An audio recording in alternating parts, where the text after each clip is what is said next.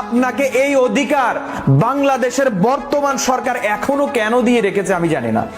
ডাক ও টেলিযোগাযোগ মন্ত্রণালয়ে তো আগে পলক সাহেব ছিলেন, অনেকেই ওনাকে বলেছেন, গালিগালাজ করেছেন, ওনাকে আমরা অনেক কিছু বলেছি, শুনে নাই, এখান দিয়ে ঢুকেছে, এখান দিয়ে বের করে দিছে।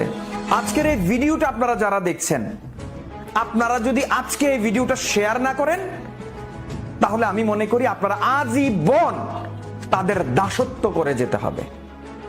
আজকে যদি এই ভিডিওটা শেয়ার না করেন, আজীবন আপনাকে বোকা বানিয়ে তারা আপনার পকেটের টাকা হাতিয়ে নেবে, আপনি বলতেই পারবেন না।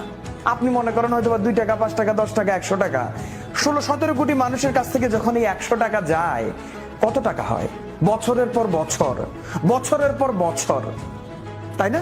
তাহলে চিন্তা করেন বাংলাদেশের মানুষের পকেট থেকে কিভাবে তারা টাকা হাতিয়ে নিচ্ছে। আপনারা বুঝতেই পারছেন না, আপনারা মনে করছেন 2 টাকা, 5 টাকা।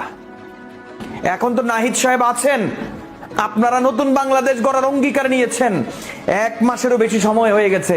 আপনারা এখন এই জিনিসটা নিয়ে সিম কোম্পানির সাথে কেন বসেননি? কেন তাদেরকে বলছেন না যে বাংলার সাধারণ মানুষকে তোমরা কেন ধোকা দিয়ে টাকাগুলো নিয়ে যাচ্ছ? কেন বলছেন না? কেন বসছেন না? আজকে এতদিন হয়ে গেল, আমরা এখনো পড়ে আছি কি বঙ্গভবন জাদুঘর করব।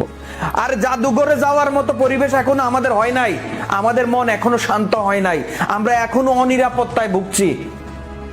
জাদুঘরে যাব তো আনন্দ করার জন্য, উৎফুল্ল করার জন্য, সময় কাটানোর জন্য। বাংলাদেশের মানুষের সাধারণভাবে সময় কাটানোর সময় এখনো আসেনি। সেই পরিবেশ আপনারা তৈরি করেন। এই যে ভোক্তাদের সাথে তারা বেইমানি করছে, ভোক্তাদের কাছ থেকে তারা, ভোক্তাদের পকেট থেকে তারা কিভাবে টাকাগুলো কেটে নিচ্ছে, দেখেন, এইগুলো দেখা উচিত আপনাদের। এটা কি তরমুজ নাকি বাঙ্গি যে আজকে না খেলে কালকে পৌঁছে দেব? মেয়াদ ঢুকে দিচ্ছে। এই ধরনের মগের মূল্য যারা জারি করে রেখেছিল, সেই মগের মূল্যগুলো আপনারা উপড়ে ফেলে দেন।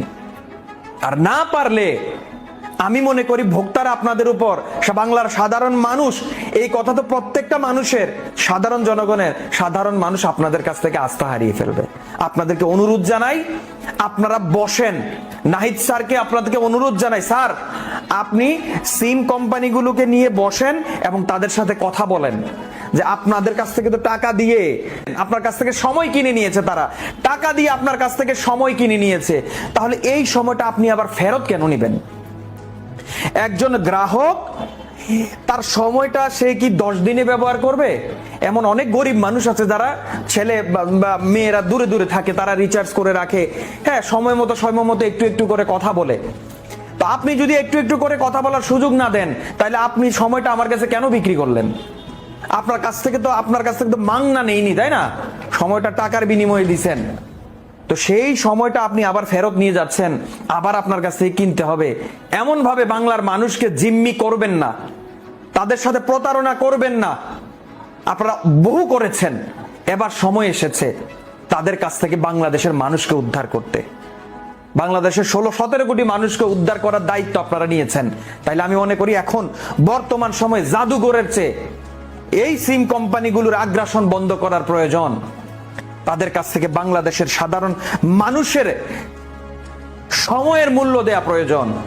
দয়া করে পলক সাহেব যেটা করতে পারেনি, আপনি করে দেখিয়ে বাংলার মানুষের অন্তরে আপনারা আরো বেশি করে জায়গা করে নেন, এই আশাবাদ ব্যক্ত করে আজকের ভিডিও শেষ করছি।